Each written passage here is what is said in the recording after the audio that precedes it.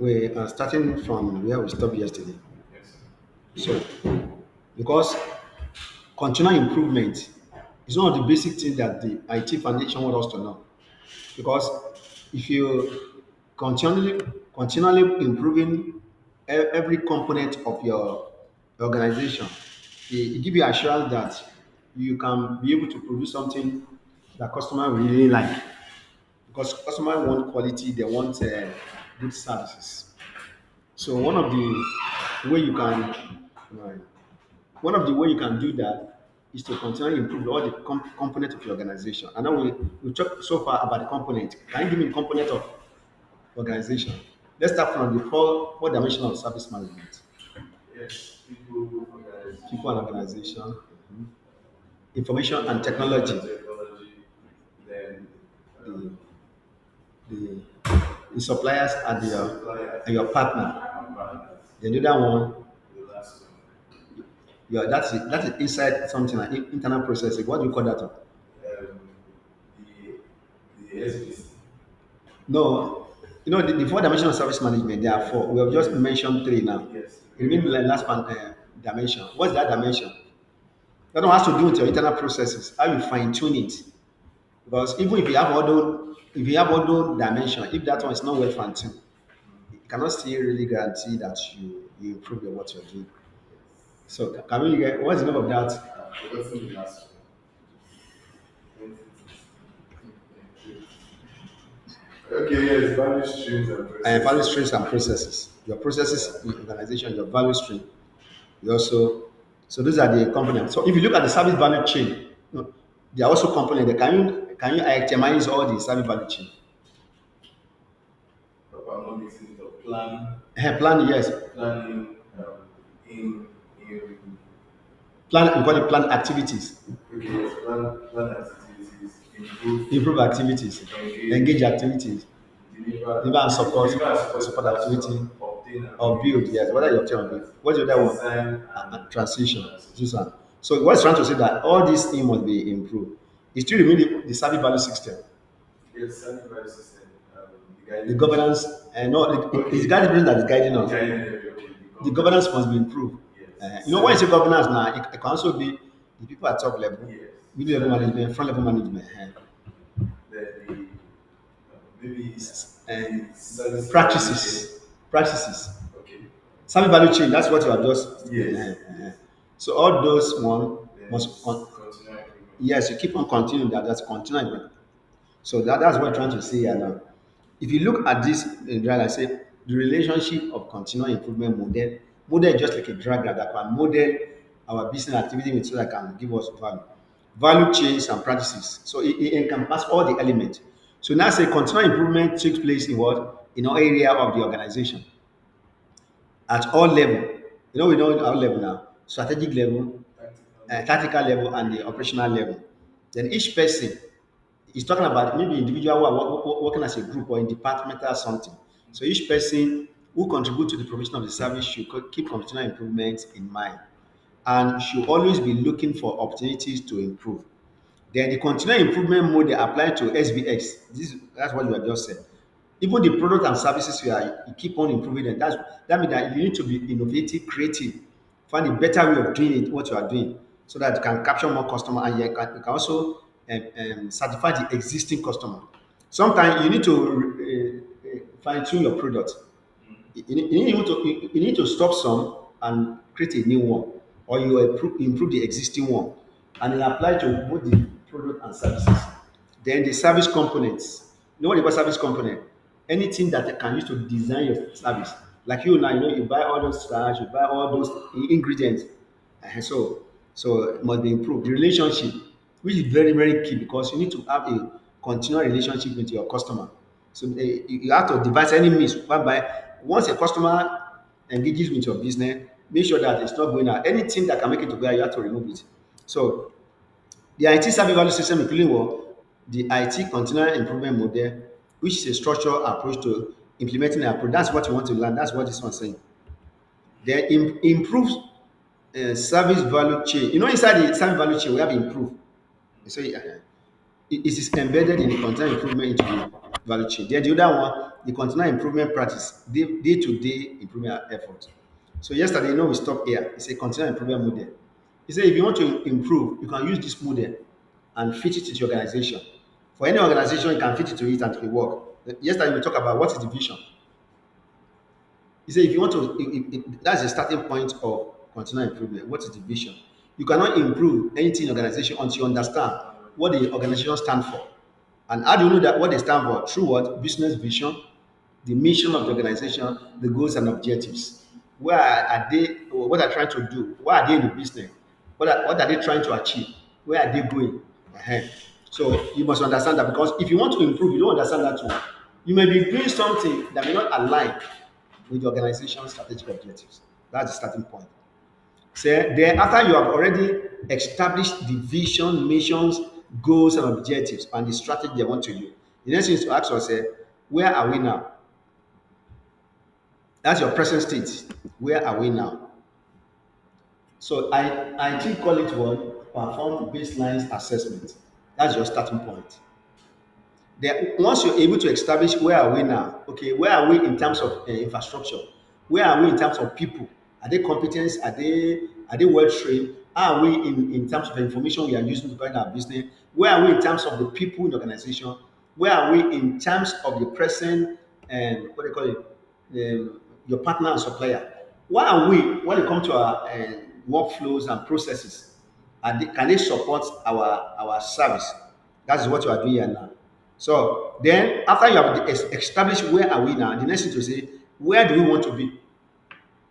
That is that is we can call that one future state. That is the kind of improvement we want. What are the kind of improvement we want that we want to pursue?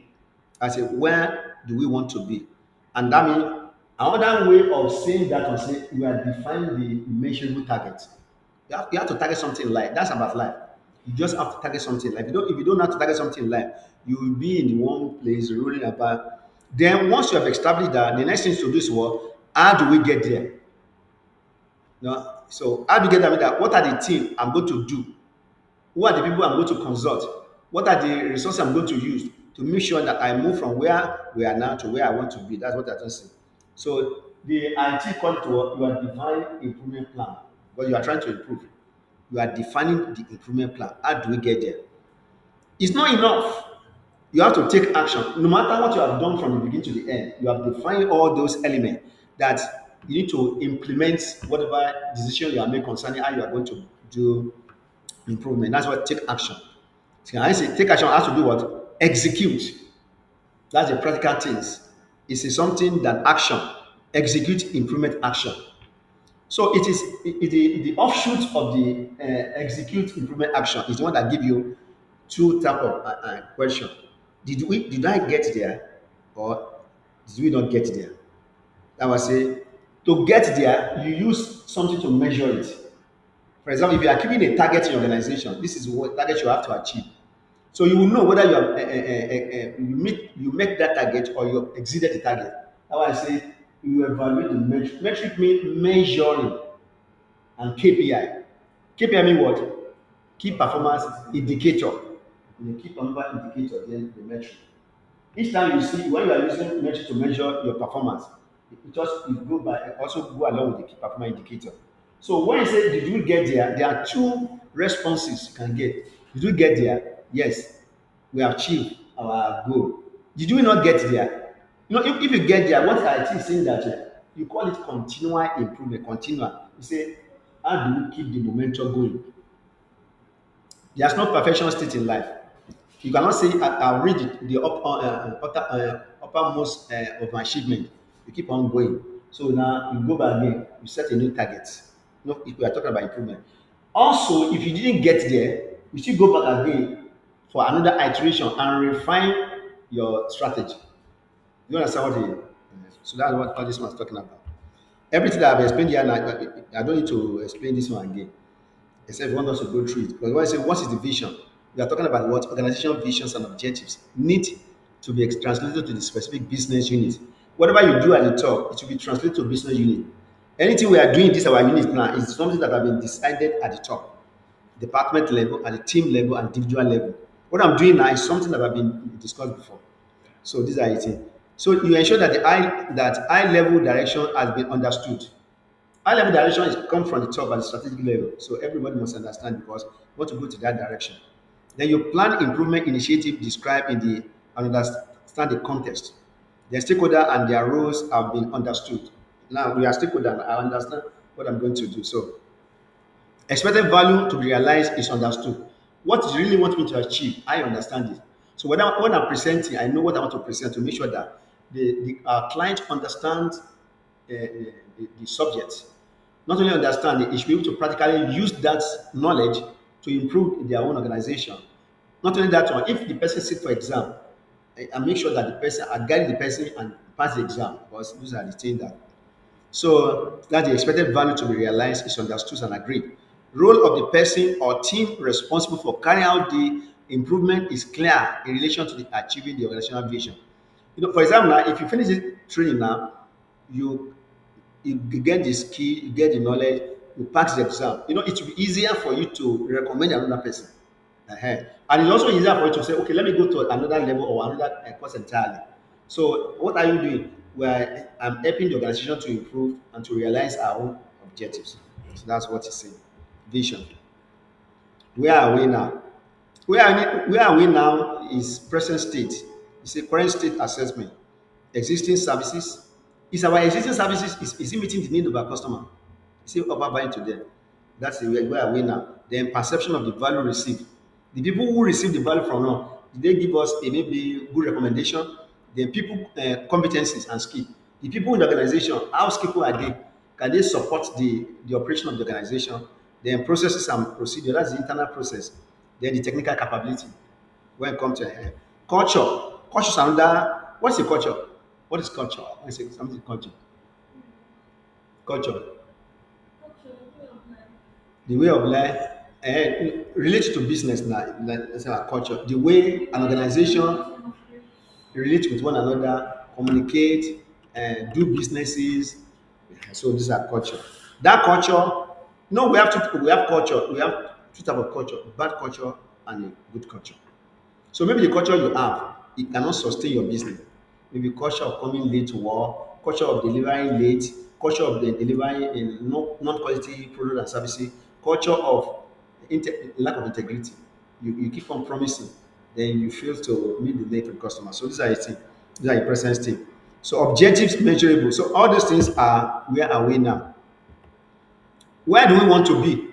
This is why you are going to use the SMART criteria. You know what they call SMART?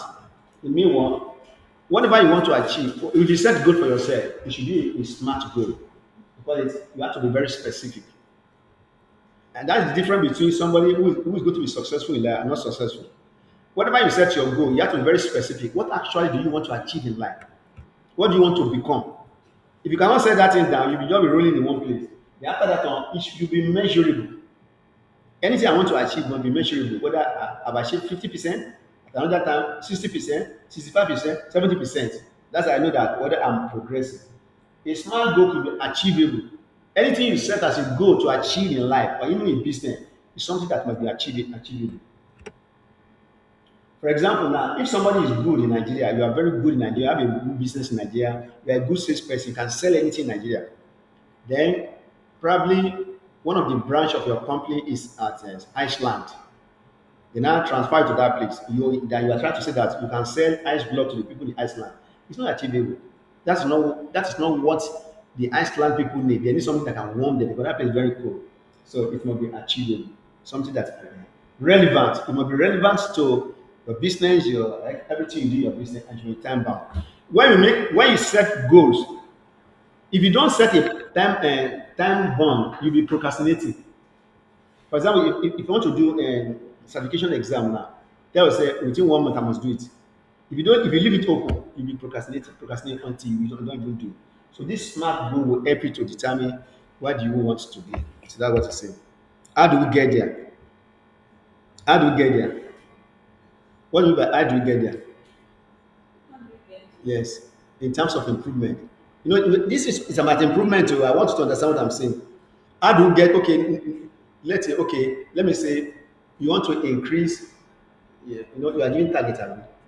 You normally calculate maybe I've reached 35% of my target, and you want to reach that target. How do you achieve that target? What I think you are going to do to reach that target?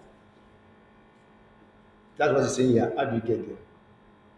So, okay, give me an example. What I think you are going to do to make sure you meet or exceeded that target you were given? And networking, you contact, you do call. The other day you are calling a cold call and one call. Is that what you are saying that day? Do you remember the cold call? One call, something like that one. Then deploying technology. uh Something like that one. That's what I'm trying to say. Take action. When you say take action, they refer you to agile and what? Do you remember what they call waterfall and agile? Sometimes when you are taking action, you cannot take the whole action. You do it piecemeal, piecemeal, piecemeal until you achieve it. Did you get there? You must answer that question. Organization often assume expected has been achieved. So success must be validated. Have the original objective been achieved? Are those objectives still relevant? In now saying that if the desired result has not been achieved, additional action to complete the work and selected undertaking commonly result in what? A new iteration. What's a new iteration there? You go back again. You go back again and re-strategize if you are not there. But if you are there, what do you do when you are there? You celebrate now, you celebrate it, and you go to the next iteration. So in answer, if the desired result has not been achieved, additional action to complete the work as selected and undertaken, commonly resulting in new iteration. Then how do we keep the momentum going? In life, if you make an improvement, you don't go back again, you don't retrogress again. You keep on going on. That's why you keep the momentum going. If the improvement has delivered the expected value, you say, what should you do? Market the success. Two, reinforce any new method introduced. If you don't reinforce it, you can relapse. So if the expected result of the improvement were achieved, these are the things you must do. You have to inform the stakeholder of the reason for the failure if you don't achieve it. That is why we normally give report. Through the report, we know why did that person did not meet the target. So inform the stakeholder of the reason for the failure. Not only that one, you will document and communicate lesson learned.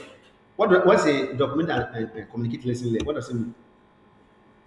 That's you make sure that this is document that you um, write down the things that Your experiences. you That's how I mean.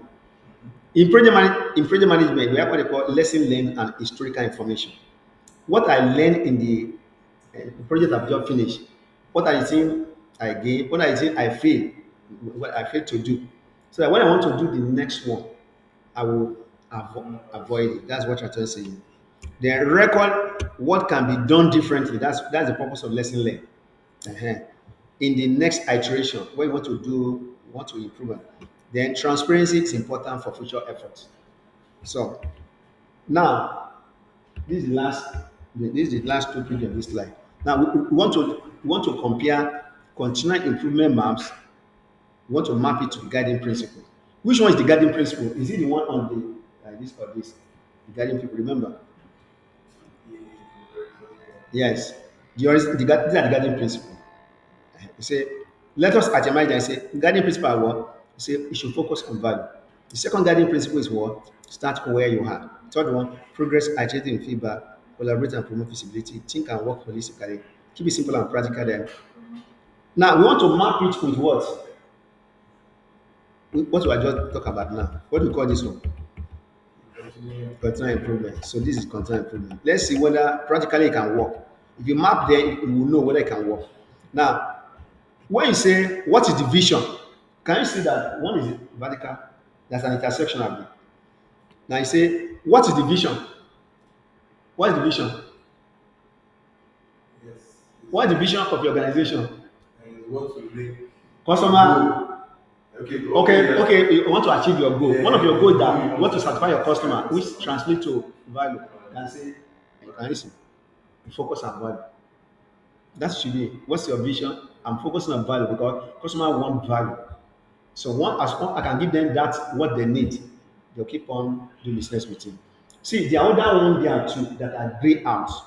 It doesn't mean they don't have impact, but this one that are darker create more impact when you ask this question. I say, when you say, what's the vision? One of our visions is that we want to promote, collaborate, and promote visibility because we don't work together as a team, we will not be able to achieve our goal. Another one say, okay, think and work holistically. Our organization is very large and it contains elements that make the whole thing. If the whole elements are not working together, we will not be able to achieve our vision. That's what we're trying to say. Then, finally, to achieve what's the vision? I say optimize and automate. Do you just remember what the meaning of optimize and automate? Optimize. What's the meaning of optimization? To improve. Uh-huh. And fine tune it, then optimize. Because if you don't fine tune your processes, use technology, it will open your error more. So the same thing I say, where are we now? You can see I say, start where you are. Then we jump to this one. We like to collaborate and promote visibility like that. So these are the thing. If you say you are taking action, which action are you taking on? We are taking action to make sure that we focus on value to deliver value. When I say, did we get there? You will know now. And it's still under if you don't get there, you will know. That means you are not able to satisfy your customer or you are losing your customer. Your customer database is decreasing and your revenue is decreasing. You know whether you get there or not get there. And how do you know whether you get there is that translating your vision to customer in terms of service delivery and value delivery. Then how do we keep the momentum going? And you want to consistently producing products and services that can satisfy your customers. So that's why I say focus on value. So that's the let's look at the last one here in this slide. Theory of constraint. This is the last one in this place. Say theory of constraint is used to focus on the work that is highest priority.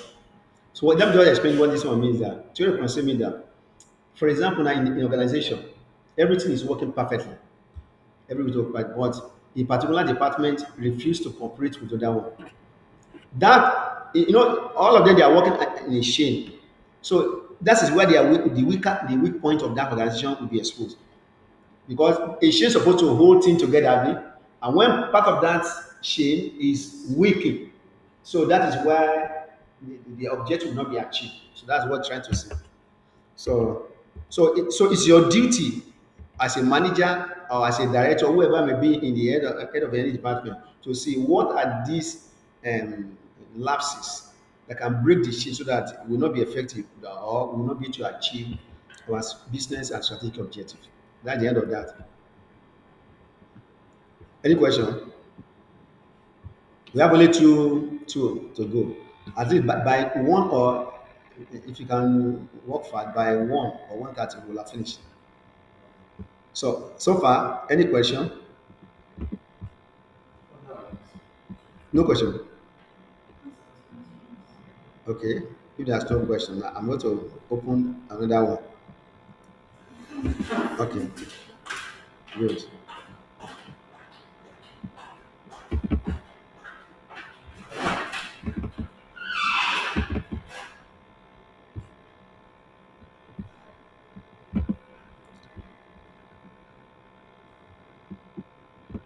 So I'll close this. No, this is the one we are going to use.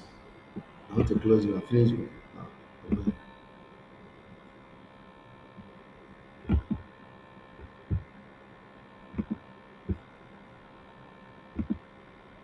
So I will share this one. Can you see? The last one is practices. No, we have not mentioned practice in this course, so we are looking at the practices. So let me see. How this is normally like this. Practices.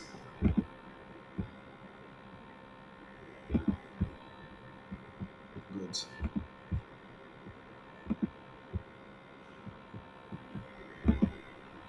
Good practices. Practices. Good. So remember, it's not all the practices that we feature in the exam. So we said we have key practices. Continual improvement is a practice. SLM, or we call it service level management, is a practice. Let me see why this thing is still. SLM is a practice. Okay. So okay. Change control is a practice. How do you manage incident? If you call incident management is a practice. Service request management is a practice. Service desk is a practice. Even problem management is also a practice. So IT, they say we should understand this in relation to service management. So let's look at them in turn. So to start with, we are looking at what is the definition of a practice. IT practices redefined. That means that in the past IT3, it's not well properly defined. So it is now redefined now to align with the service management in the present world. So IT practice, what's the definition? It's a set of organizational resources.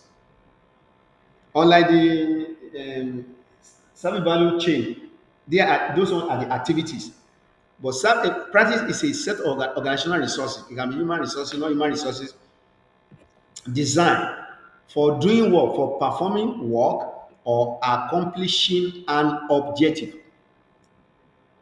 Now, to help us to understand this better, they now classify these practices into two. You say one is 7 key examinable practices. They call it key. That means that and other examination practices. That means that if a question will three questions will come from here, maybe one or two will come from this place. That was a key. So you pay more attention to or you pay more attention to everything, but they give you a clue that this is a key one. So continual improvement is a key. Service level management, change control, incident management, because incident will impact your service. So you have to then service request management, service desk, problem management are those are the 7 key examinable practices. The other examinable practices are what? Relationship management, information security management, supplier management, service configuration management, IT asset management, monitoring and event management, then release management, then deployment management. So those are the where the exam will be focused on. So IT practice will give us definition. A practice is a set of organizational resources that have been designed for performing work, even do the activity that's the activity we talk about, and accomplish the objective of the organization. So you can see there are about 1, 2, 3, 4, 5, 6, 7, 8, 9, 10, 11, 12, 13, 14, 15. So once we understood these 15, you are good to go for the exam. So now that's where you are going now. I'm taking time to wait for this lady, but she's not come. I say, I'm not sure you want to do this exam. I'm not forcing her.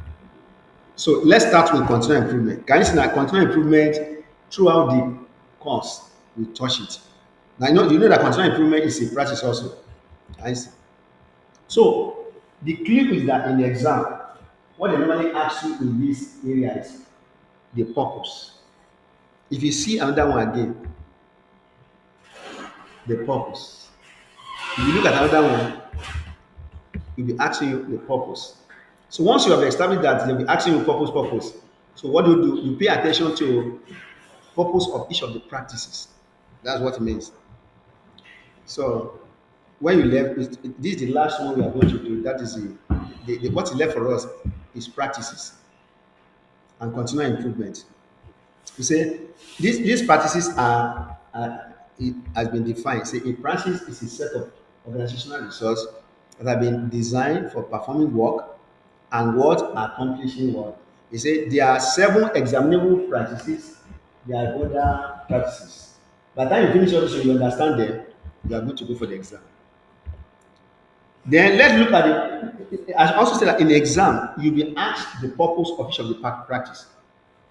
Why does an organization who into service management make use of this practice? Why is it important to them? So that's why. So that's why when you look at the first one, I say the first one is what? Continual improvement is a practice. So, So, sorry, sir. In practices, there's continual yes. improvement in service value See, eh, system. yes, There's continual the improvement, improvement. yes. Service value chain is improvement. Even in the four dimension of service management, they expect that you should embed improvement in everything you are doing. So that is it. Then if you look at it now, can I say let's see the first one. Purpose of continual improvement. What's the purpose? The purpose of continual improvement is to help to align the organizational practices and services with changing business needs so that the organization will be able to identify and improve its services. Like I think you improve your service. You want to remain in business and you want to customer to be patronizing you, you must improve your service. Identify the service and improve it. Service component, that the resources or raw material used to build your service. Then the practices, all these practices we are talking about now. Any element involved in the efficient and effective management of products and services must be improved, and that's the purpose. Also, if you are going to implement this IT for business, you say you have to develop improvement related method and techniques. We are going to look at those techniques here. You see, you have to develop improvement related methods and technique. Not only that one, you must continually improve culture across the organization. Can I say culture? There's bad culture, there's good culture. If your culture is not supporting your business very well, it's crucial that you improve it. If you discover that you promise customer and you refuse to deliver on time, or your quality you boast that and this product so, and when the product or service uh, purchase discover that the quality can be found, or you don't have integrity, you lie to customer, you cut corner. These are culture, those are negative culture. You say it must be improved across the whole organization. It could be culture of delivering late. Even that one is more related to your call because if you maybe one of your clients want to wear this into one weekend and you promise to come on Saturday, the, and you cannot get it, it will be somehow. Also, the same thing happened to the fashion designers. They promise like this one. If you don't, they can just fuck you up like that. So you know all those things must be improved. Commitment to and practice of continual improvement must be embedded. If not, you will not be able to achieve your goal. That's what I'm trying to say here. Now, it didn't say that there are different methods, and that's what we will look at now. Then also the exam can ask you what are the key activities. What will you do key activities that are involved when you say you are improving anything in your organization and they give us the outline. You say you must encourage continual improvement across the organization. Okay, if you are as the CEO of your organization now, they say, how do you encourage continual improvement across your organization? How do you do it as a boss in that place? Training. Training, number one. What other thing you can do? I want it to be more practical. Training, yes, you train your staff. The modern way of managing. What are the other one? Regular meeting with them. Motivation. When you see somebody that is working very well, you motivate the person. You can say, okay, this person, this month, when I discover your performance, you are the best staff of the month. You can give me a small award. It will motivate other people because we are all working. Somebody is getting so it will motivate them together. Then you secure time and budget for continual improvement. What does it mean? Your budget should be tilted toward what? Anything that can improve your business. That's what I'm trying to say. When you are spending money, that money should be for the purpose of improving. And the time, they identify and log improvement opportunity. You know when I say identify and log improvement opportunity, do you know what it means? There are some other your competitors who are doing the same thing. Go and peep at what they are doing. While a customer running after them, you can just take it. It's not a crime. You take it. You can even improve on what they are doing so they can capture more customer. Then assess and prioritize improvement opportunity. So anything that has to do with improvement is what the organization should focus more on. Then make business case for improvement action. You call something business case. What inform your decision in doing a particular thing? That's a business case. Why are you doing this? What is the justification of doing this? That's what I mean by business case. Then you plan and implement it. It's not enough to know all these things. What you need to do, you plan it, then you must execute it.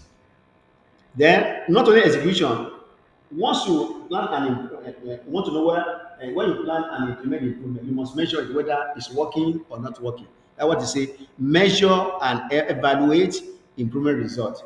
That's how you know whether you are improving.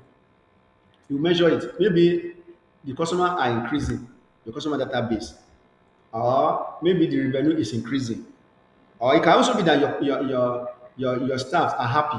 It could be that because you are treating them fine. Because do you know what they call what they call that language? Say, if you're a business owner now, I don't you don't treat your employee very well. Okay, transfer aggression. You know what they call transfer aggression? Because you don't treat me very well, and I can see with my eye that you are making money and you are enjoying, and your children, everybody, your family, you are living very well. But me, who is working for you, I'm looking like a pauper. When customer comes sometime, I will just Ogbeni, that's transfer aggression. You can see. So so that's how to measure now. The customer are not happy. It's part of the measurement. You are not happy. Your business is not happy because in the long run, they will they will they will drive your customer away by the attitude.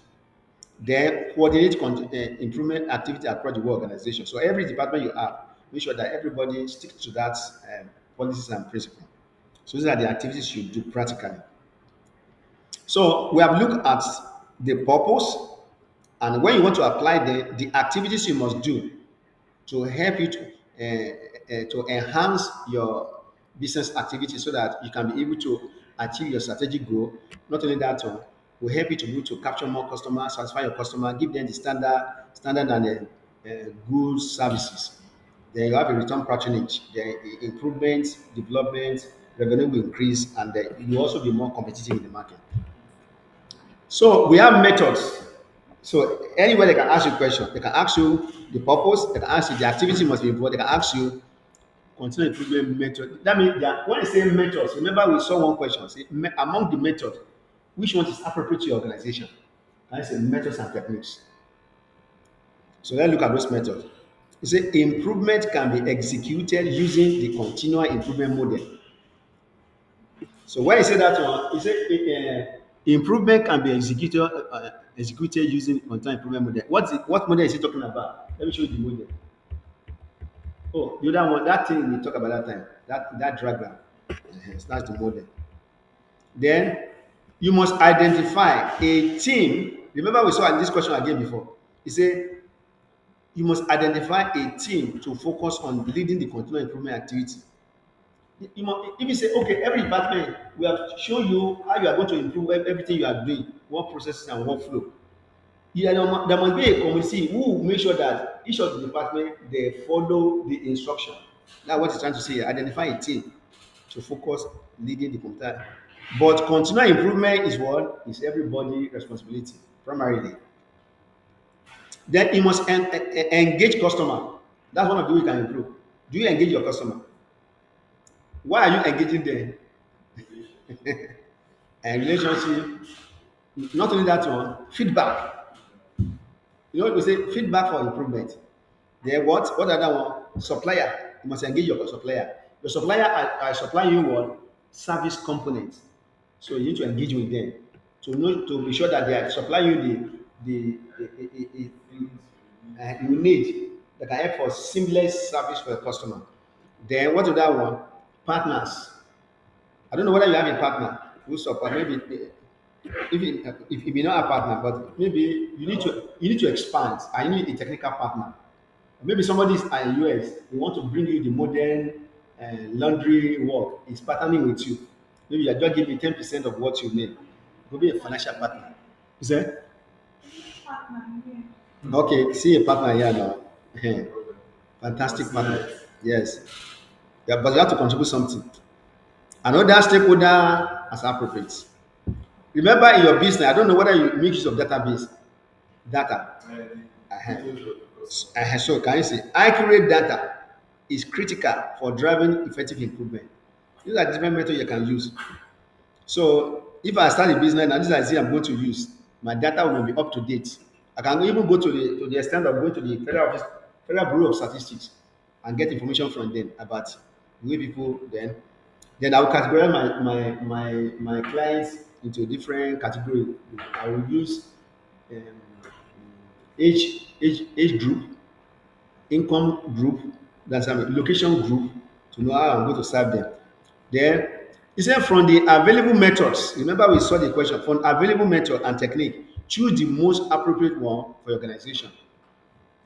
Not all the method will work for all the organization because every organization have different objectives and goals. So you look at the one that can fit into your goal, your strategic goal. Then when you look at the methods and techniques, including what? Lean method focus on waste reduction. What do you mean by lean? Lean methodology. It's a course, oh. It's a course, lean methodology, or you call it Six Sigma. Most likely for cutting costs Yes, to help you to to reduce drive. waste. You look at everything. Look at your, if you study that subject, it will help you to look at your processes. What are the non-valuable activities you are doing that amount to waste? And anything waste is costly. So lean will help you to remove them. The other one is called agile. You know, we talk about agile, the iterative and incremental way of working your project, then collaborating with the customer, then collaborating with the team member so that I can get a feedback for improvement. DevOps is about what? Development and operation. If you are developing maybe application to or operation to use, both the operation and the developer will work together to make sure they find solution. So DevOps method focus on working holistically and successful implementation. Balance scorecard. Then SWOT analysis. What is SWOT analysis? What do you mean? Means SWOT means strength, Using weakness, opportunity and strength. opportunity, and chance. So it's a strategic tool for evaluating organizational performance so that if you evaluate it, you will see where there are gaps. Then you can now close those gaps so there will be improvement. So let's look at, they give an example of a SWOT analysis here. Can you interpret it for us? Or you want to interpret for us? We say SWOT analysis means strengths, weaknesses, opportunities, and threats. So let's say pick an organization. Oh, yeah, okay, pick our organization now. Can you apply this thing? If you know, tell me you know. If you don't know, just tell me you don't know. Number one, SWOT analysis means that it's a strategic tool for evaluating organizational performance. So when you evaluate, you see where there's a gap. What are we not doing well? We help you to see, then you can improve on them. So can you use it for us? You know it? You don't know? Okay.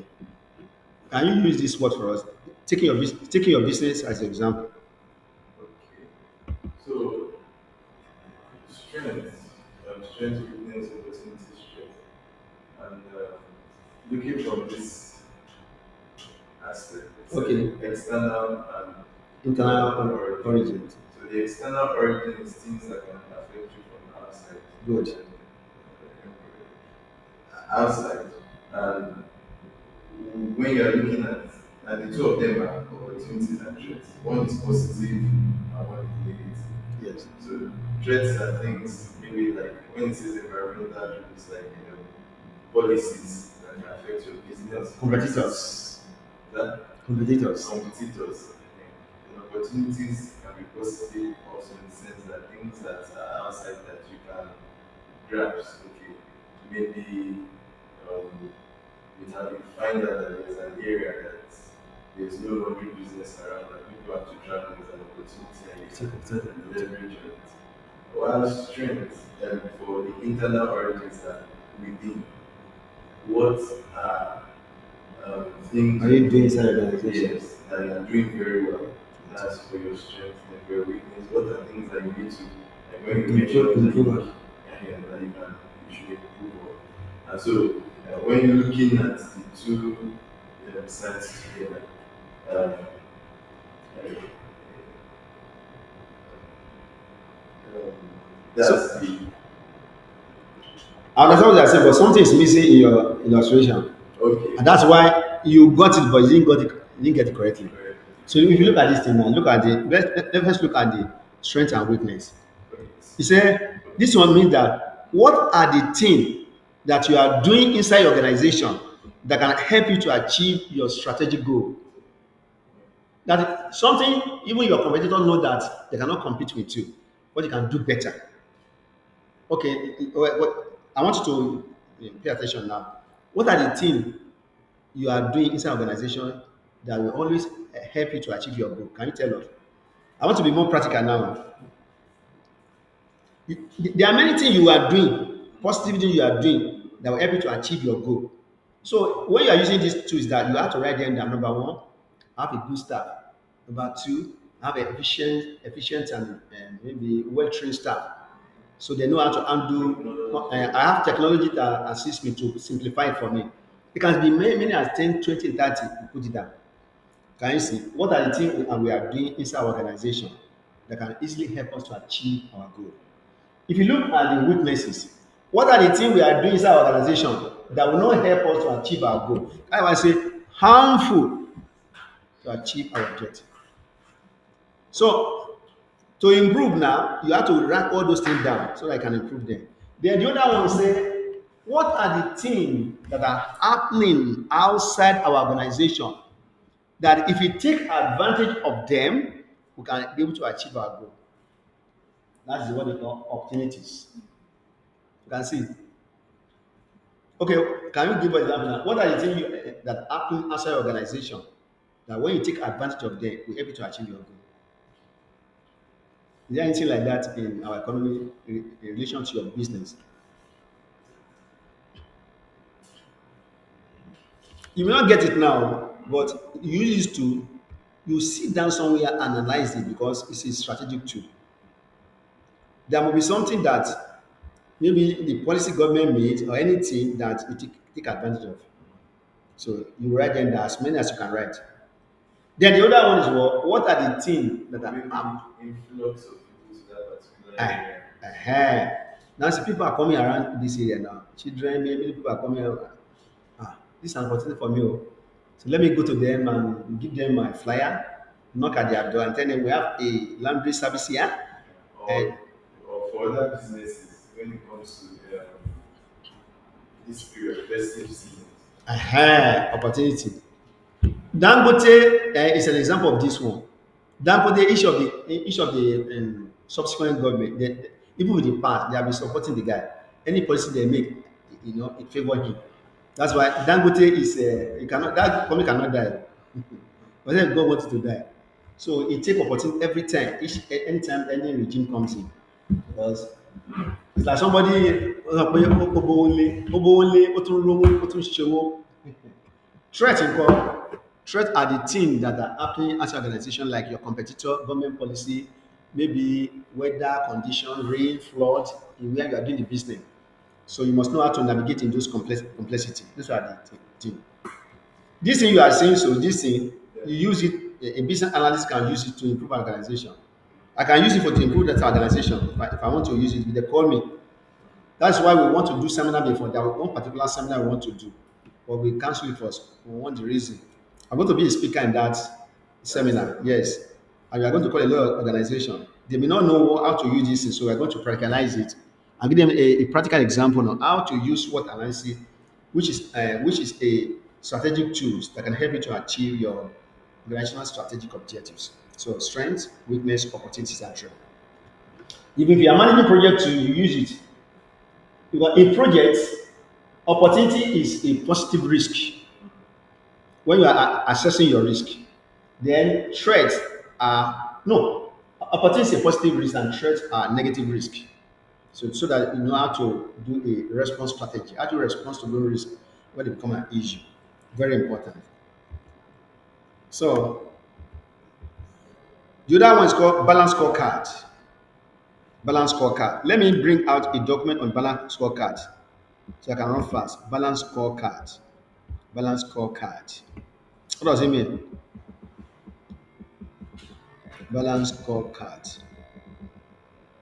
How do I put it? Balance scorecard, balance scorecard, balance scorecard. Hey, can find the balance scorecard here. Balance scorecard, balance scorecard. It's one of the strategic tool. that you can use to evaluate your organizational performance. So I help you to see the gaps. And when you see the gap are your challenges and your weak points, then you can now close that gap. By closing that gap, it help you to improve. So we have can you see a strategic tools for evaluating organizational performance and close gap from your strategic findings. So let's look at the balance scorecard. What does it mean? This balance scorecard. How do I increase this? Okay. What's balance scorecard? Is it a balance scorecard is used to manage performance in any business model, organizational structure, or business process. What is the description? What do you use it to do? Can you describe it? You say the balance scorecard is a strategic planning and management tools used to measure organizational performance beyond traditional financial measure. You say you cannot use only finance that money is coming to your organization, that one alone to determine whether your organization is improving. It's not so, it's not balanced. There are other parameter you have to use to do that. Guys, so now this principle methodology is saying that there are other parameter you can use to measure whether you are improving or not improving. So we call it that's what they call it balance scorecard. So how do we see it? I'm coming. Let me see. Balance scorecard. It's like I didn't project it. Anybody who watch this video so that good. Are you still recording? Good. So let's look at it. He said, don't use only financial resources that income is flowing to your organization. That's how to measure whether you are making it. No, because there's some organization they are still making it now because it's favoring them. They don't have serious competitor. Government policies is helping them. In that case now, when the support is out of the way, you see that measurement they are using will fail them. So let's look at it now. Look at it. This diagram will show us now. This is one of your balance scorecard. You say for you to be able to achieve your vision, any organization, whether small or big, and to use the strategy to achieve, and we have in every organization has vision. Then that vision to achieve it, you need to use one strategy. Strategy simply means what are the things we are going to do that help us to achieve our vision. Now that means it's measurable. He say balance scorecard say that there are four things you do as a business person to evaluate your performance, to know whether you are doing well or not doing well. And when you are able to take care of all these areas, you can be sure that something will happen. So let's look at this balance scorecard now. Look at this now. The first one say customer. Every business has customer, abi? Every service has customer. You say to achieve our vision, abi, how should we appear to our customer? That's one. Number two, financial dimension. You say to succeed financially, to get enough money to come into organization revenue. You say to succeed financially, how should we appear to our stakeholder? Therefore, the third one say this one is talking about the internal processes. Every you have internal processes, whether you like it or not, the way you operate inside. From the time a customer approach you to the point that you deliver that product, there are some processes you pass through. They are what? You say to satisfy our stakeholder or your customer. Abi, what business processes must we excel at? That means there's an opportunity for you to improve your existing processes to serve your customer better. You understand me? The last one is talking about learning and growth. And that's one of these things you are doing now, learning and growth. Can you see? To achieve our vision, how will we sustain the ability to change and improve? One of the ways to improve in life, especially in a business, is to train your staff on that area of your business. When you train them, they have knowledge, and that knowledge and their competencies is increased. They will be able to roll out innovative product, creative product. They are more enlightened Therefore, they will be able to treat customer very well and produce something that will be useful to the customer. That's what they call balance scorecard. For us to understand this better, let's look at the way they explain it here. I use my own knowledge to explain it now. Let's look at the different dimension of the balance scorecard. So we are looking at the learning and growth dimension first. What is the learning and growth dimension talking about? Say the learning and growth dimension, including the measure regarding employee training, and you are doing that one for yourself now. So that it gives you an idea that also you need to train the people who are working with you. And learning, by learning and receiving training, they will be able to produce a product and service. Can you say if you need to work product and service innovation? In business world, innovation play a major role. Innovative, creative, thinking out of the box, creating something that a product people will run after. And corporate culture, because also your learning will help you to fine tune your corporate culture to meet this business standard. Can you see? Best practice, in other words. Then metric guide. So what's the result? The metric will guide the use of training fund. That means you should be able to set a amount of money apart to train your people, to train yourself, to know about what technology can assist me, the current information that I will need. All those things are very important. So the use of training fund. Then yeah, what they call mentoring. You know, mentoring, because you know the business, you can mentor the people who are working with you. You also can even get a mentee. They call it mentee. Somebody who can even mentor you. Who have been in the business for some time. He can give you idea and what else can you do to improve. Mentoring, knowledge sharing. This one is lacking some organization. Some organization they add knowledge for one another so that and they will not improve. Somebody has done it for me in this organization. It made me to fail. I will not forget. It made me to fail two. First time I'm doing PMP, one of our staff at Ibadan gave him ebook free. So he sold the ebook to me. You know what they call ebook? They give you free. Oh, he sold it to me around 9,000 because I'm desperate to pass the exam. Then the person when I now start for the exam, he gave me late and I feel it. Then somebody now, the person that gave it to him, say, don't you have this book, so book? He said, I will give it to you now. He said he gave it to the person free. Remember, I give something to you free. You know, somebody gives something to you, ask it to your fellow worker. You know that, and you pass the exam. Me, I want to do. You ask it to me. That's what this thing is talking about. Knowledge sharing. That thing is not supposed to sell it to me. It's supposed to even help him. Take this thing, you can help me to pass. Knowledge sharing. At the end of the day, I feel it now. Well, I pass now. And technology improvement. Those are the learnings and growth dimension. Gloria, if you have to choose for me to pass, share all Okay, don't hide anything that you require that have to pass. Then your business process, this is your own now. You know the nitty-gritty of your own business. You know how you can look at the internal process and fine-tune it to make it workable based on the kinds of customer you have, the, the, the customer you have, and your locations and everything you do. So the business process dimension include metric that indicate how well, yeah, okay, how well the enterprise is operating and their product meet the customer needs. The customer dimension is this one. The customer dimension including what the metrics on customer focus. Let's say you should be a customer. You know, have you ever had what they call customer centric?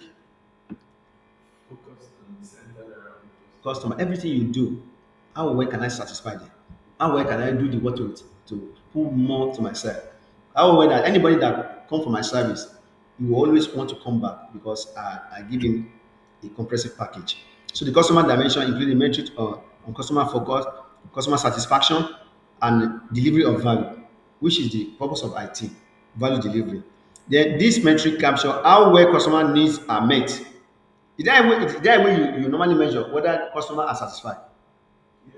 Do you have suggestion box or feedback? Feedback. uh Then how satisfied they are with my product and services? Whether the delivery of those services and products meet the quality expectation. There's one thing to deliver, there's one to deliver quality, or they are the one to just to deliver anything. What do you call that anything? Output. Mm, not out. So. whether the delivery of those products and services meet quality expectation and their overall experience with the enterprise. That's what they call customer experience. If you experience an organization in terms of service, they'll keep on coming back.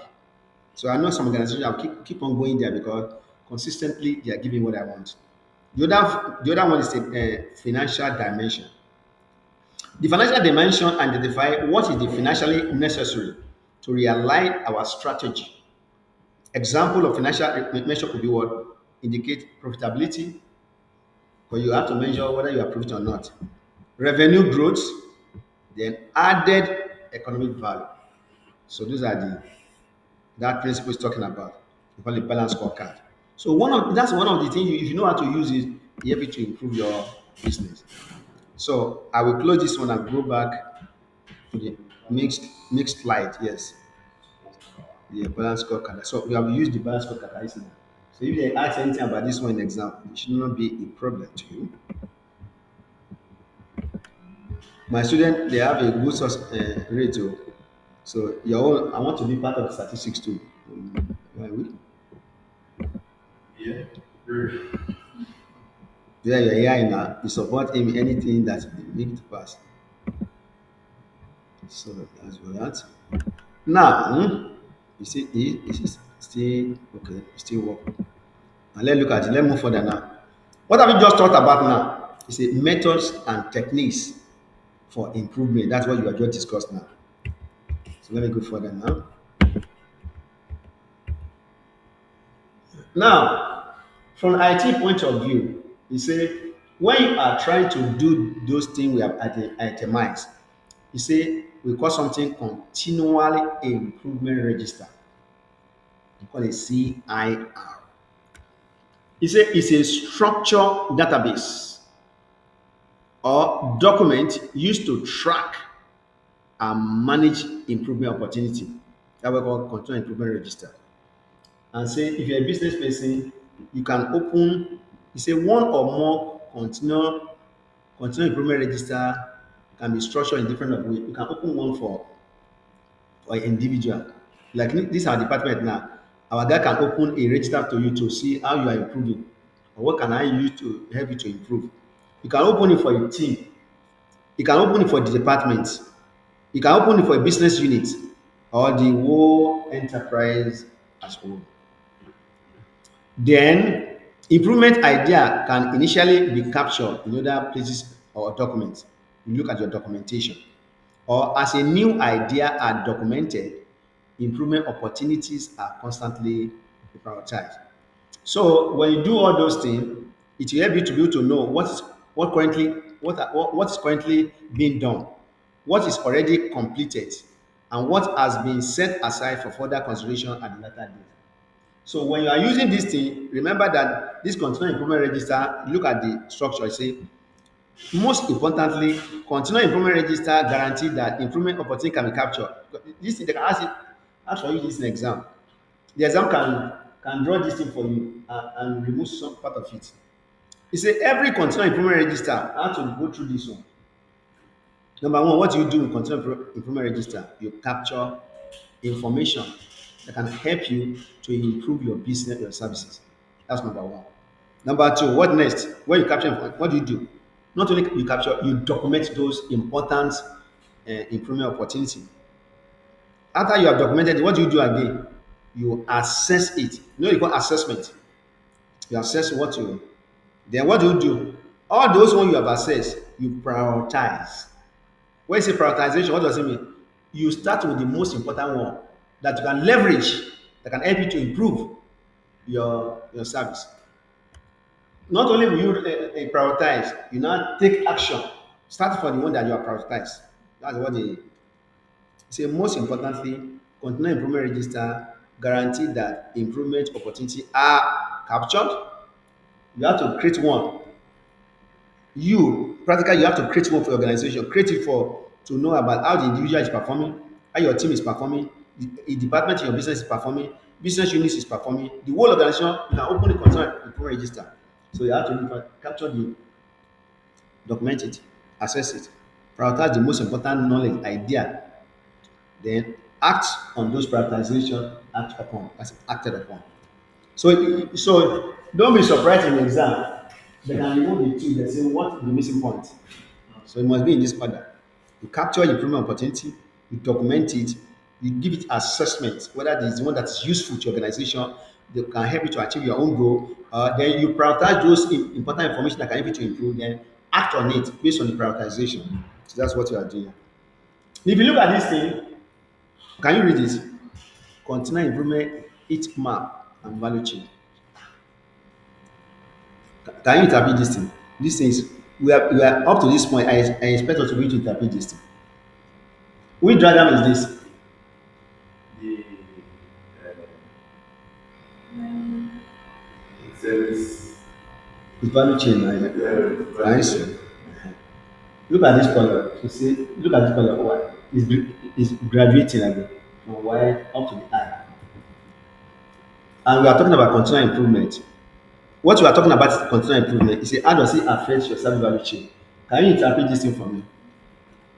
What does it mean to you? Look at that color grid. I see. And we are talking about improvement in this service value chain. So can you interpret this chart? like the whole value chain um, processes is, is find that every aspect that's dark Uh-huh. color should be prioritized. And when it comes to continual And improvement, improve. they must be improved. It must be high.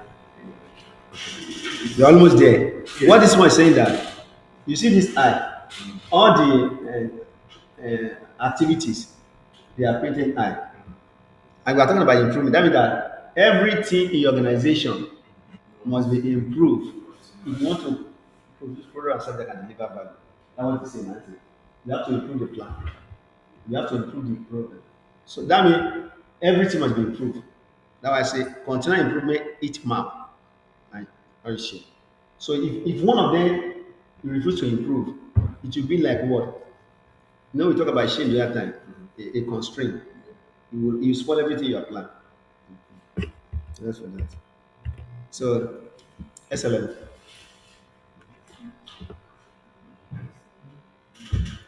This one is very important because when it's your SLM, there are some business you will do that require you to to sign agreements with your customer or subscriber.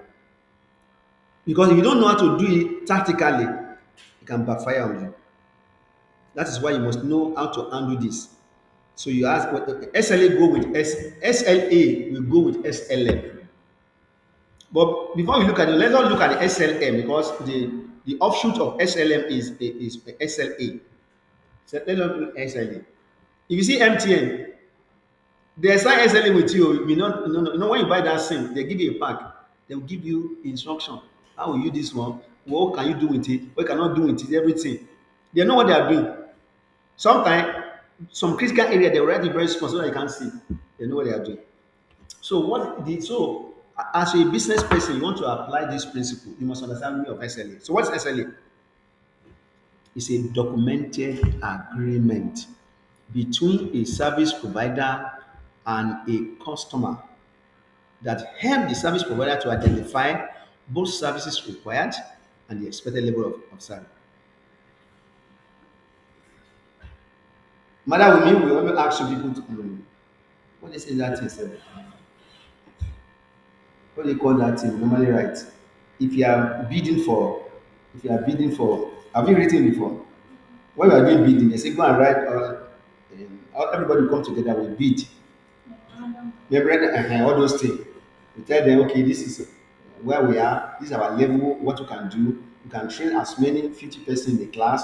We have the financial capability. We have bank who can bankroll what we are doing. All those things. This is what we are doing. So that when they look at you, the other competitor who are competing with you, if they look at your own is okay, they will engage you. Based on the SLA, if during the process you are not able to deliver, can lead to wahala. I will sue you. I will sue you, you sue me. That was it. It's a document. If they sue you and you lose a lot of money and it can affect your business, it can affect your service, to affect your customer. So a documented agreement between a service provider and a customer that identify both services required and the expected level of that service.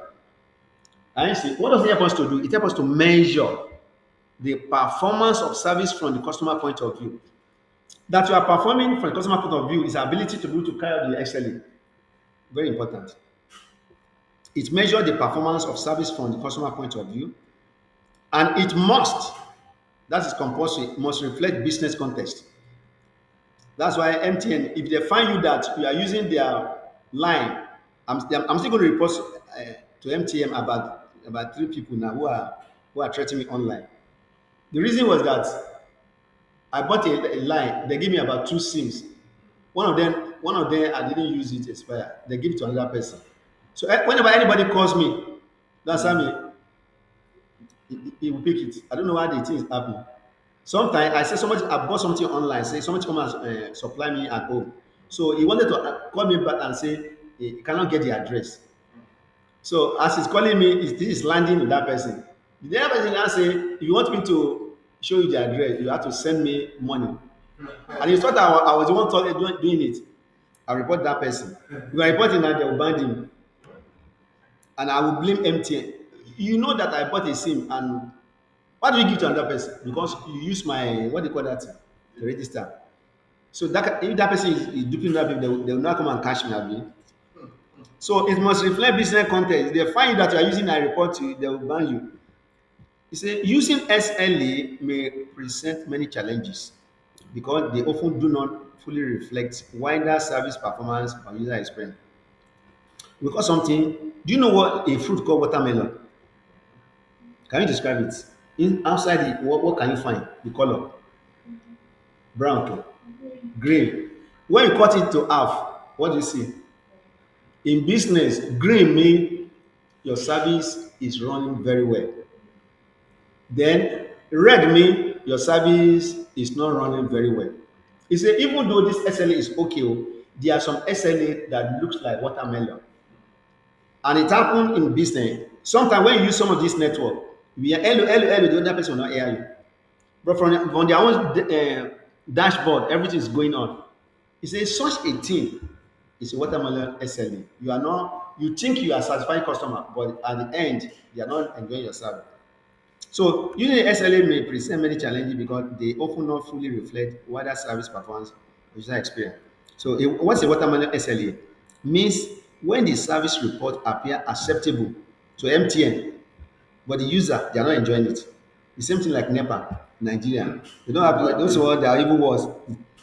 So when the service report appear acceptable because the indicator are green, that show the green outside the watermelon. But the user are not satisfied or are express problem. So inside is red. Same thing for SME. Do you get that joke, I mean? So having understood XLA, then you can now understand XLM. What is XLM? Service level Management. SLA means service level agreement.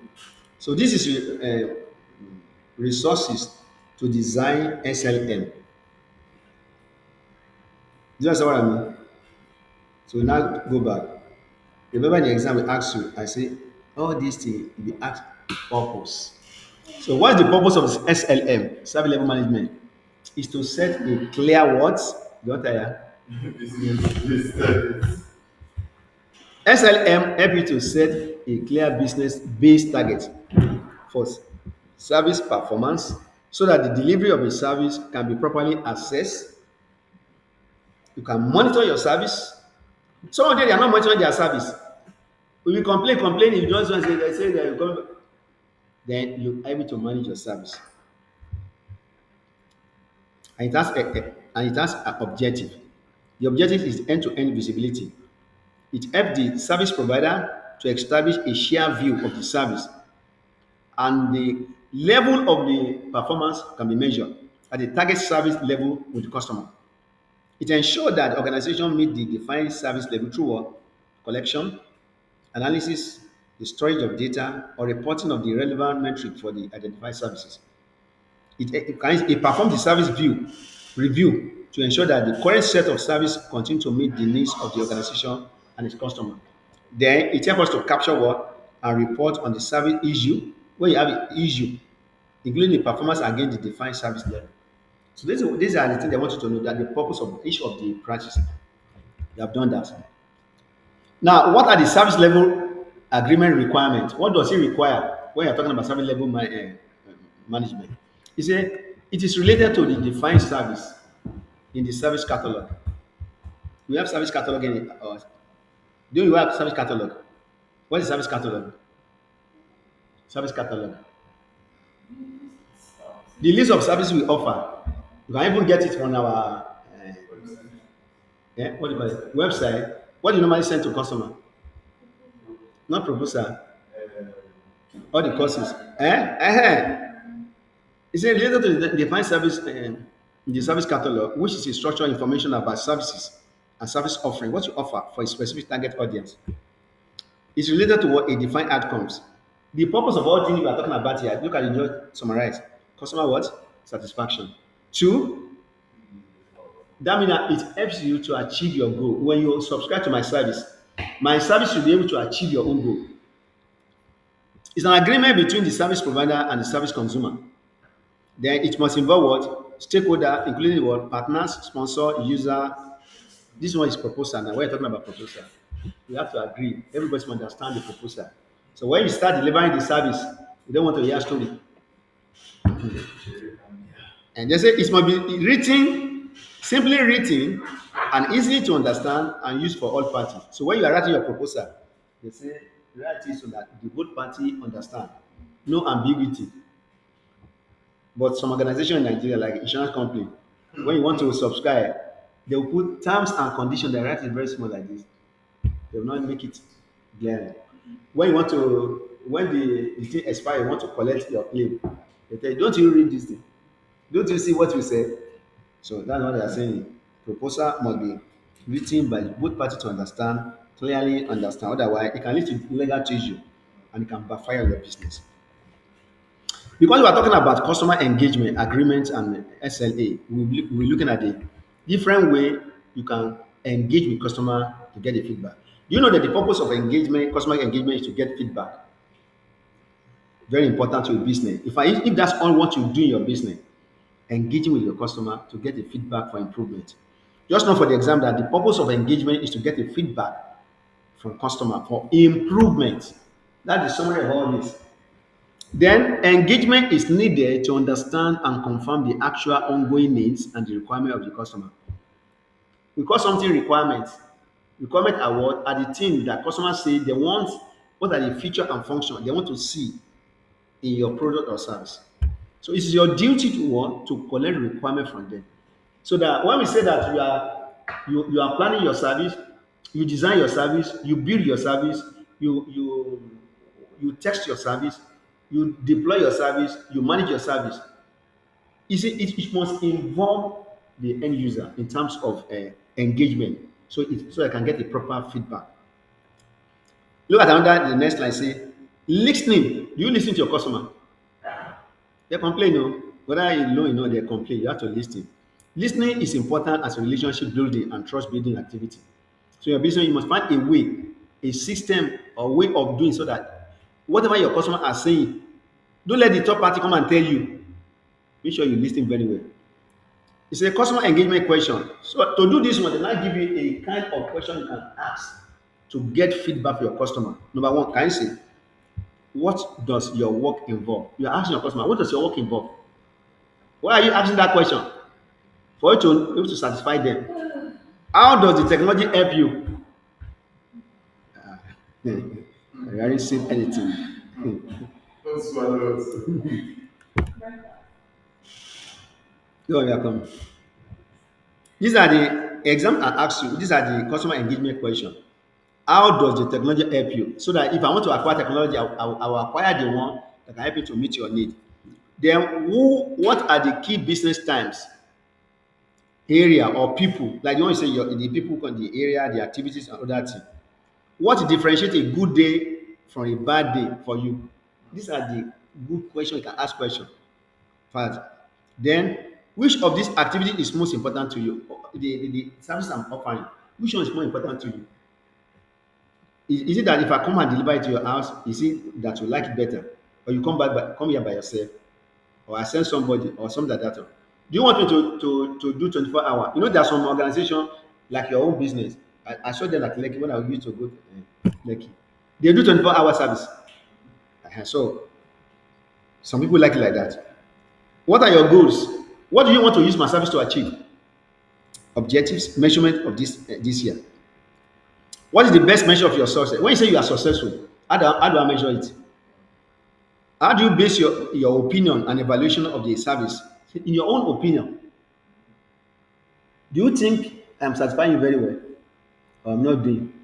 Sometimes some organizations go to the extent that within a year they can call all their customer and do a kind of a small party for them, a gathering, and get together. Do you know what they are using that thing to do? In that get together, they will now seek opinion. But you are in the relaxing mood. We are enjoying. Then from there, you can throw questions to them.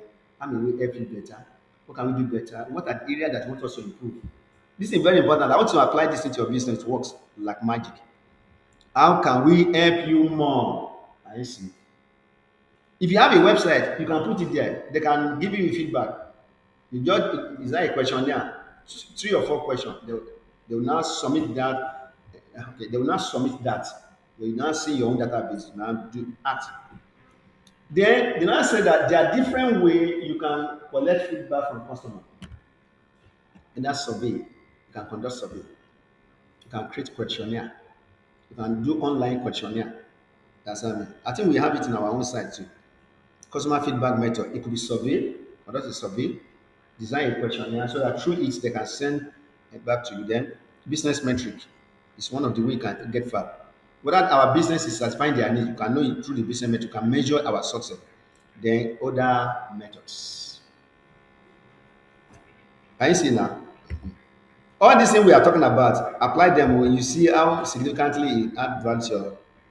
Then, because it's a foundational core that they talk about measurement, you have to measure your performance.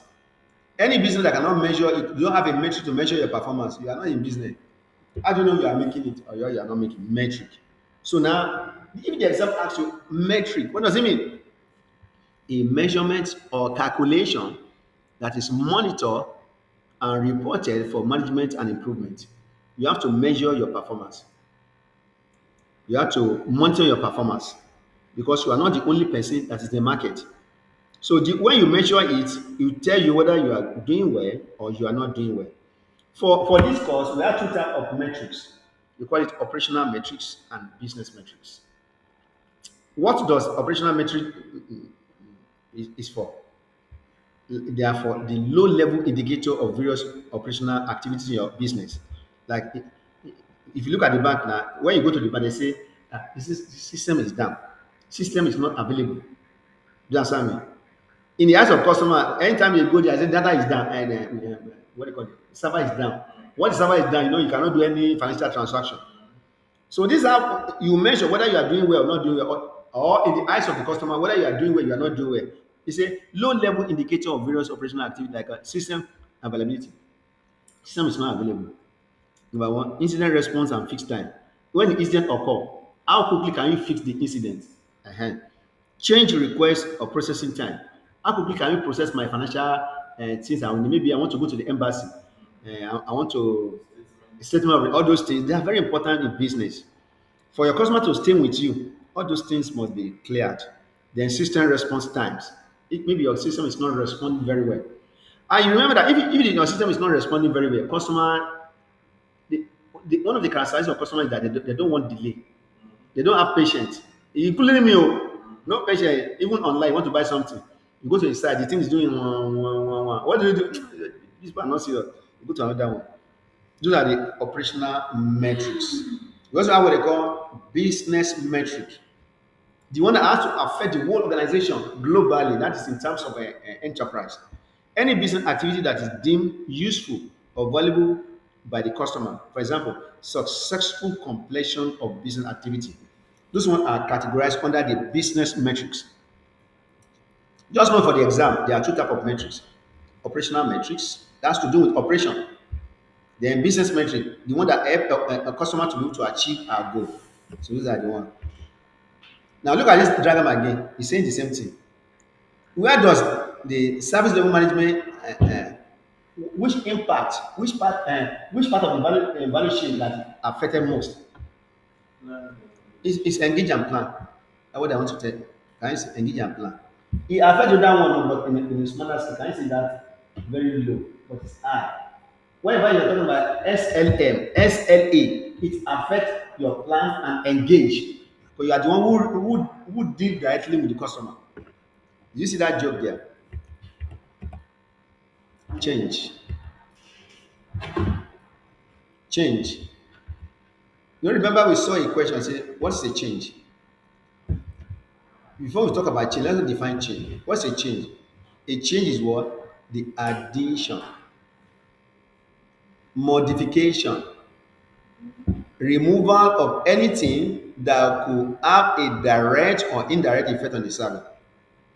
Okay, look at this organization now. What do you think we can change that is not helping us to achieve our goal? If we don't remove them, it will affect our service. Once it affects our service, it affects our customer. When it consistently affects our customer, what will happen? They will not come to us again. So, what can we change? What can we change this organization eh, to help us to be more efficient? Eh? Cast. You have cast what? Expose. Oh, sorry. I've forgotten that. Sorry. But I don't even think about that. Sorry, you're right. You're a brilliant person. You say change could affect a service directly or indirectly. Well, that's true. Then, when you look at the scope of change, can you say scope defined by each organization, but generally include the changes to what? You can do change to infrastructure. You are not doing very fine maybe because of your poor infrastructure, so you can do the changes. So can you see change to IT infrastructure, change to application you are using, change to your documentation. Documentation means that you don't have proper records. So when you come to business now, you begin to look for this record, you are wasting time. You are affecting your business. Then processes. Can you fine tune your internal process, workflow? Then supplier relationship. Where your supplier they are providing the service component, they are providing late or they are giving you low quality. So you have to change the supplier because it's going to affect your own business too. Or anything that might directly or indirectly impact your product or services. These are the change. You have to do some changes. So not we have defined change now. What I mean by changes? The addition, modification, or removal of anything that could have a direct or indirect effect on the service. Having said that one now, remember that in the exam they only ask you the purpose of this, the purpose of this. So you are only done definition. Let's go and look at the what do you call it? Purpose of a change control. He said, what's the purpose of change control? Is to help us to maximize the number of successful IT changes. So that by doing that, it will help your organization to assess risk properly. Yes. If you don't know how to control your change, make some changes, it's a risk to your business. And when it's a risk to your business, it's going to impact negatively on your service and it's going to impact negatively on the customer, on the end user or your subscriber. It helps you to assess the risk properly, then authorize changes to proceed, and help you to manage a change schedule. Do you know that if you want to carry out some changes on improving your organization, you need approval? For example, now as an IT person, this system is always here, and you want to move this system to maybe another floor in your organization. Number one, you are going to assess what will be the effect of moving this thing to another department. The risk you are assessing. It is that risk assessment that your manager, your direct line manager, will now say, okay, will now approve that you move it. That is what he's saying here. In a well-organized organization, you don't just move anything anyhow. You have to do what? Assess the risk in doing this thing. What will be the negative impact of this in our business? Then it is that report that your direct line manager will now authorize that you go ahead and carry out these activities. Then also it will help you to manage a change schedule. So it helps us to do what? To balance the need to make a beneficial changes that will deliver additional value with the need to protect the customer. See, it will help us to protect the customer and user for the adverse effect of changes we are making. That's one. Then I think I saw this in one of the exam. They ask you, who is a change authority? Change authority. They say change authority is what? Is a person or group who authorize a change. If you want to go to leave in our department, who authorize the change? Who authorize it? If you want to go to leave, oh yeah, I'm not going to leave before you may not know. Two people authorize. You James, I didn't miss that. Eh? Oh, she's new. Last time you bring a secret too much. Okay, don't worry. In our organization, you want to go for a leave because you're going to that leave. If I want to go to leave now for a leave, maybe the sales executive, they have already um, maybe next week they are training I'm going to take. So before my oga approve the leave, you ask them, do Mr. Daniel, does he have any training next week? Because once you are granted my leave, I've gone. When I'm enjoying myself, I switch off my phone and then you already collect money from customer.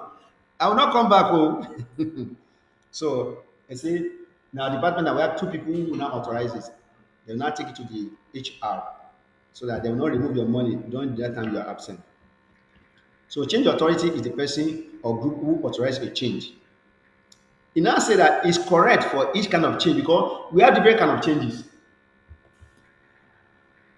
You can see what I'm trying to talk about. We have type of changes. We have standard change, we have normal changes, we have emergency changes. So that is why it is correct for each kind of change, and it is decentralized in a high velocity organization. It's another cause. High velocity organization is that organization that is very large. When you are making changes, is different from when you are making changes in a small organization. If your branch is in US and there are something critical you want to do changes for, you cannot wait for the people at the US before you can do that changes. Otherwise, a lot of things will have gone or spoiled. So that's for that. Then there are types of changes which IT wants you to know. We call it standard changes, normal changes, and emergency changes. What is a standard change? It's a low risk, pre-authorized, and routine changes. It's well understood and fully documented, and it must be implemented without needing additional authorization. The risk assessment repeated only if there's a modification to the way it is carried out. But for normal changes, you use standard process to schedule, to assess and authorize change. You can also use a change model to determine the roles for assessment and authorization under the normal changes. Before you can carry out any changes, you discover that you need to first assess the risk, then you authorize the change to go. Sometimes some organization will automate it, the process.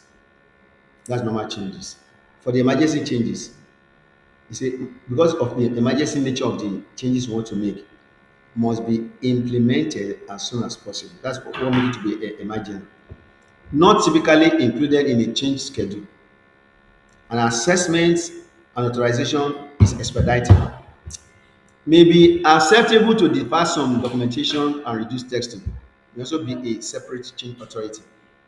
I'll give you an example of this one the other time. You are making changes. Okay. If there's a fire event, you say server is down, or cable break, fire is occurring. Which one do you attend to? Because if the cable is broken, you can change it anytime. If your server is down, you can work on it. But if out of the two, fire incident can even destroy the cable more. So when you are making such a change, you use the emergency changes to do that. Light. And light your hand. Power supply. Exactly. Do you want to go for? No, no. So let's look at the change schedule. Why is change schedule? Do you know you have different kind of change? You have standard change. Sorry. Sorry, sir. Can you just go over standard and normal? Standard change is that it's a low risk, pre-authorized routine changes. What do I mean by that one now? For example, now you know a system like this. This is a system I mean. There are certain things that happen to this system. I don't need to call the technical people. For example, as when you are using mouse with it, you are using mouse now. If the mouse is not working, any person can just remove the mouse and put it back. But when it has to do with the motherboard, you need to open it. Mm. You don't just do that. That's all. So it's saying that a standard changes are low risk. Putting my mouse and bring it back is low risk to this system. No, I'm making changes, it's not working. It's a low risk, pre-authorized routine changes. That is it. That's a standard characteristic of a standard change. It is well understood and fully documented. So you have a process to do that changes. That's the example of standard changing. Implemented without needing additional authorization. You don't need authorization. If I want to remove my mouse and make sure to work, I don't need authorization now. But if I want to open this machine and be working on the motherboard, I need authorization. That one belong to normal changes. So that's what. Can go ahead. So in that one, you need to get authorization before you can carry out the activity. This one is urgency. One needs to act very fast. If you don't act very fast, it will destroy a lot of things. So since you know those, there are three type of changes. So when you are doing schedule, you know which one you are adding. So can I ask you, change schedule? Once you change schedule, what do you use it to do? You use it to do what? To plan changes. But you have different kind of changes. Plan, am I going to use this one? Use this one, use this one. Change schedule is used to do plan changes. Abi. Number two, assist in communication. Number three, it helps you to avoid conflict. Whether you are going to act on, are going to use standard changes or normal changes. So you know exactly the one that you are using changes. So avoid conflict. Then assign resources. The resources you are going to use under the standard changes, normal change will be different. So you will know if you know that you are carrying out a emergency change, what do you do? Help you to assign the kind of resources. Something is urgent, you know the kind of resource you are going to use is critical. So if the examiner want to ask you a question, say what is the use of change schedule? They help you to plan changes, assist in communication, avoid conflicts, assign resources. It provides information about changes as needed uh, for incident management, problem management, and continual improvement. It support the risk assessment, especially when it comes to what the normal changes. You need to assess the risk before you carry out any changes. There are some organization they don't play with it. If you are making changes, you need to assess that what will be the effect of that change in the whole organization. So it support the risk assessment to gather input from many stakeholders. So also in your business too, if you are carrying out major changes in your business, customer must know. Do you know that bank sometimes they will send a message to your phone that we are carrying a maintenance, that we are maintaining our between today and tomorrow. You see you then our service will be slow or you cannot access our service. They are telling you, and they know the effects. There are some businessmen that if their business is down, they will lose a lot of money. If you don't give them that information, if you make them to lose money, they will sue you. So that's why you see bank, they normally upgrade us, they give us those information. So your change schedule will help you to support risk assessment to gather input from many stakeholders. Then it will help you to raise awareness and facilitate readiness. Are you getting it? Because after by 1 o'clock, I'll be doing those questions. So your understanding of this, what I'm doing now, will help you to understand whether you are able to meet up. So that's a change schedule. If they ask you about change schedule, this is the thing you're expecting. Change schedule help you to plan changes, assist in communication, help you to avoid conflict, and help you to assign resources to those kind of changes you are making. It also provide information about what changes as needed in incident management, problem management, and continuous improvement. That means if the incident continually occurring in your business, your service or problem, it shows that you need to improve. Yes. If customer keep on ask, the server is down, this is down, you cannot use your service. It's an indicator that something is wrong with your system, your business. Then then you need to try and improve, continue improvement. Can you see? Where does the change control affect most in your business? It affects the design and transition, obtain and build device support. It also shows that if you continue like that, so you need to improve. You understand that incidents? Some people fail this exam because of this. Because the exam want to test you whether you understand the difference between incidents and problem. So this is why it is. So for us to talk about incident or the purpose, let's all know the definition of incident. What is an incident? An incident is what? An unplanned interruption to a service or reduction in the quality of service. That's the definition of incident. If I'm excuse me, when I'm offering service to you, anything that will not allow me to be to use your service is an incident. And what you saying here? Look at the diagram now. This person is using this system, but a lot of things, something happened. This is your internet admin. When is it not a server or what? Or router? I see. Cannot connect with the system, then it is not able to use it. That's an incident. So incident reflect what the user experience. I cannot do this one. I cannot do this one. In the bank, you go there, you cannot transfer money. You cannot do this one. Even for your own online banking, all those things are referred to as incident. Because interrupt the service, it does not allow the customer to enjoy your service. So interruption impact business workflow. Objective is to minimize the impact. So as a business person, you have to work out to make sure that the impact of incident is reduced to the barest minimum. Mhm. It's an interruption impact business workflow. Objective to minimize the impact. To do that one, you need to do what? Allocate resources based on the impact of the incident. We saw a question like this one. They say major incident require what? Specialized separate procedure for handling. If the incident is emergency one, that if you occur, it can have adverse effect on the whole business. Don't play with it too, or you lose your customer. Another example is what? Information security incident may require separate procedure as well. What are the examples of information security incident? You want to protect as much as possible your customer. Customer. Uh-huh. Otherwise, hacker will come in and carry people money away, and you see dangerous customer, he will scatter the whole bank. Oh. But you are a JJ customer, they will just shoot you like that. That's some guy. Oh. They talk am small small today, they know the air. He just bounce on the table like this one, scatter everywhere. Care the my manager will come out.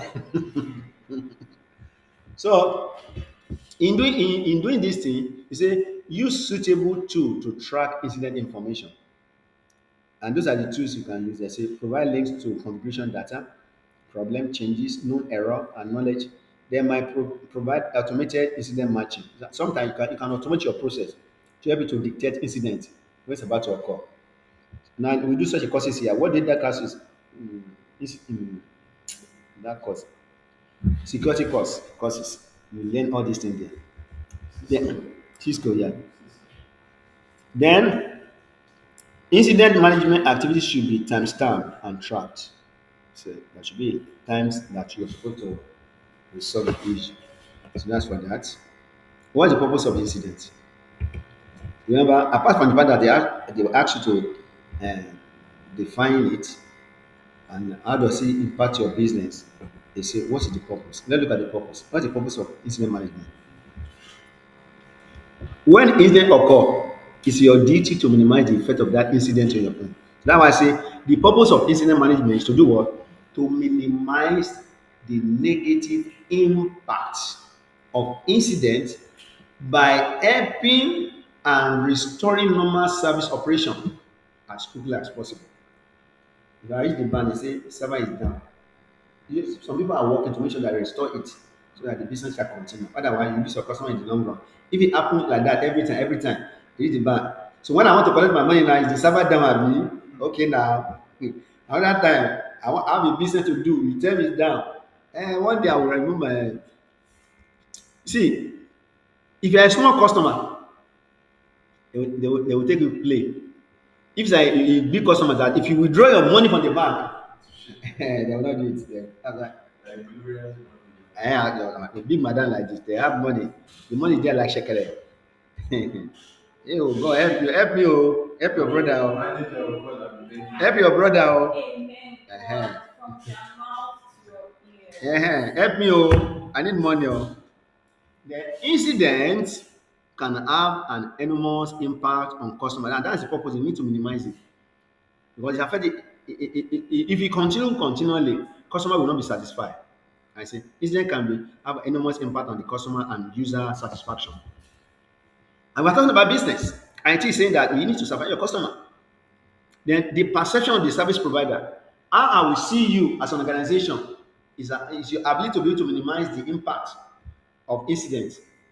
Otherwise, if I go out of your business, I will tell more than 100 person. If you go there, you are in trouble.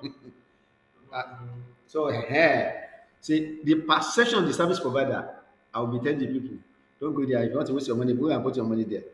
You go back put your money.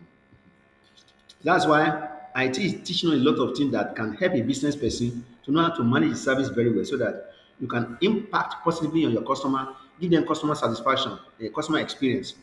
Then you have more customer, your revenue will grow and increase, organization will grow and increase, then you'll be able to be competitive in the market. You're now saying that every incident should be logged in and managed. That's the starting point. If there's an incident, what do? You log in and manage it. And you must ensure that it is resolved in a time that meet the expectation of the customer and user. Don't do it at your own time. That you have to do it very fast to make sure that you restore back the service operation as much as possible. I mean, you restore the normal service operation as possible as quickly as possible.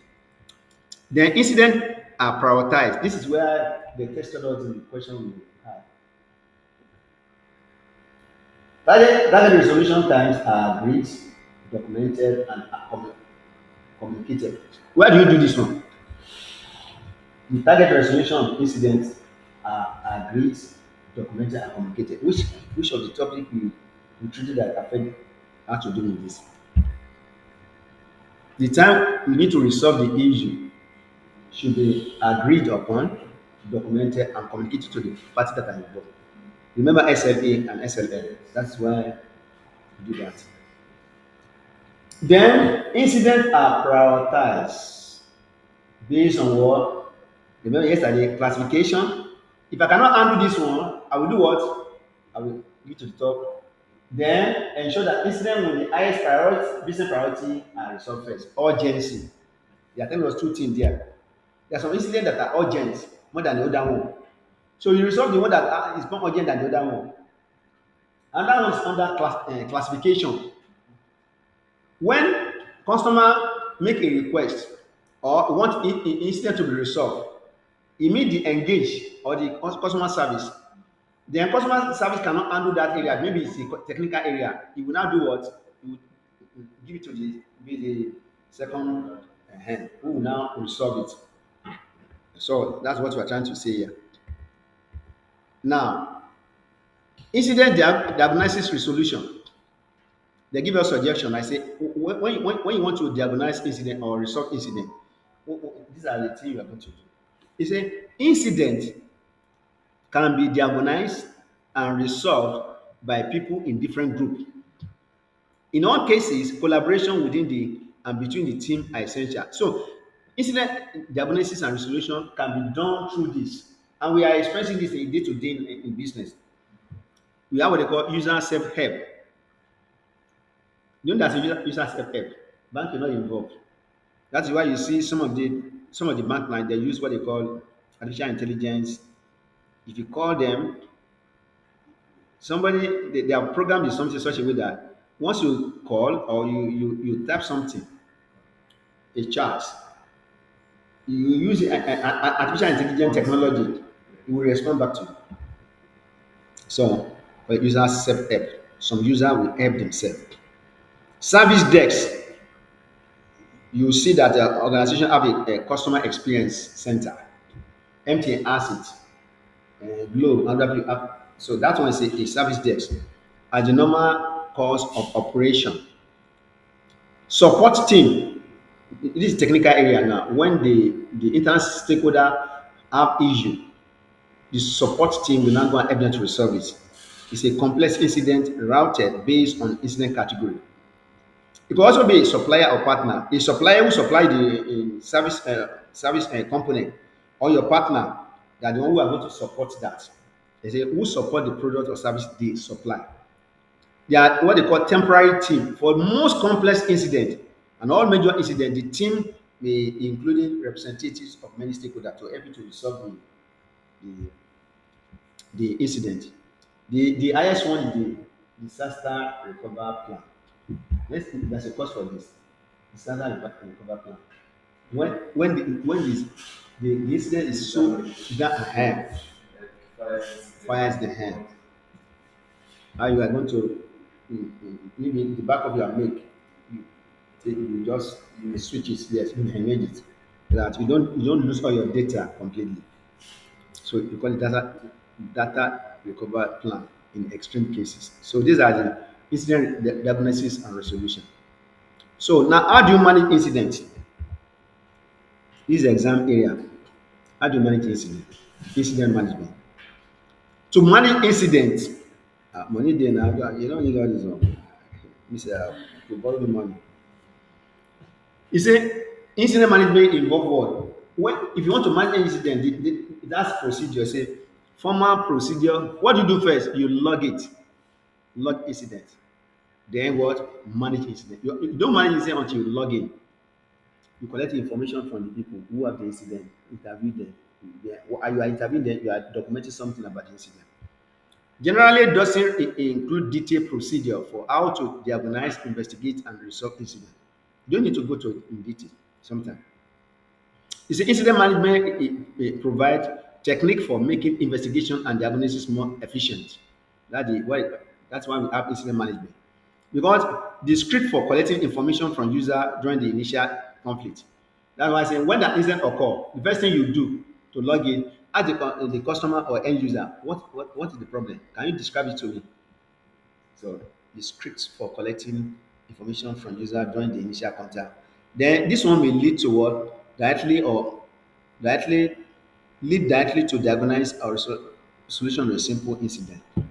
Then investigation of more complicated incident often require knowledge, expertise rather than procedural step. What does it mean? Can you explain that? Because they can ask you this in exam. Say the investigation of more complicated incident often require knowledgeable person or somebody who has expertise knowledge rather than procedural step. What does it mean to you? We are saying that there are some things that only people are, for example, maybe my washing machine gets back. Yeah. It's an incident. So I need someone in the company to come and Yes. to Who's, correct it. who's knowledgeable in that area? Yes, to Expertise. fix it. So it's not like maybe. You don't give to the inexperienced person who will be doing trial and error, Yeah, exactly. but it's spoiled. And when it is spoiled, it will affect your services. So let's look at the incident management and supplier. Because those two people, the supplier supply you some service components. So when you have issue with it, they are the one who able to resolve it. That's what this one's trying to say. But when you don't come now, I can't sleep, oh, my money has not come. So incident management and supplier. Supplier support agreement must align to service provider commitment.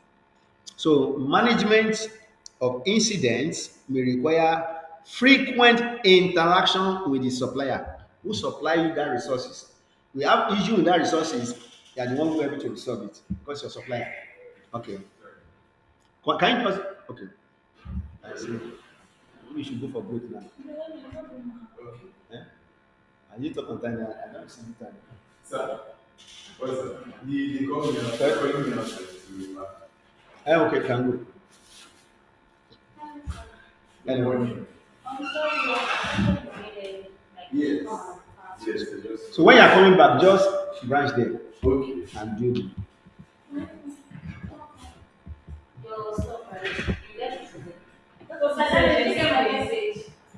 Oh, maybe I never check them now.